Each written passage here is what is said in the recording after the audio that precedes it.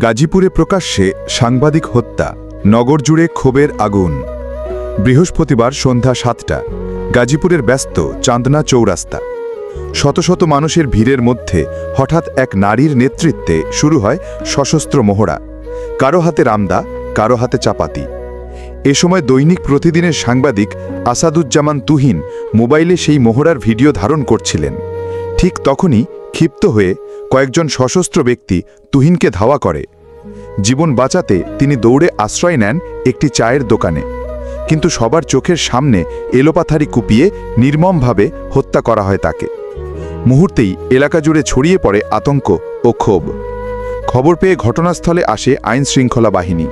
Police মরদেহ উদ্ধার করে পাঠায় হাসপাতালে এবং জানায় হত্যাকারীদের ধরতে একাধিক দল মাঠে নেমেছে। এদিকে সাংবাদিক হত্যাকাণ্ডের পর ক্ষোভে ফেটে পড়ে নগরবাসী।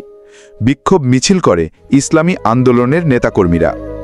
একই দিনে সদর থানা এলাকায় আরেক সাংবাদিককে নির্যাতনের ভিডিও সামাজিক যোগাযোগ মাধ্যমে ভাইরাল হয়। সেখানে দেখা যায় নৃশংসভাবে মারধরের পর একজন যুবক সাংবাদিকের পা পাথর দিয়ে থেতলে দিচ্ছে। এই ঘটনায় পুলিশ একজনকে গ্রেপ্তার করেছে। গাজীপুরের দুই সাংবাদিকের উপর নৃশংস হামলার ঘটনাগুলো এখন দেশের সাংবাদিক সমাজ ও সাধারণ মানুষের মধ্যে তীব্র ক্ষোভ ও নিরাপত্তাহীনতার বার্তা ছড়িয়ে দিয়েছে। রিপোর্ট সিরাজুল ইসলাম কয়রা, খুলনা।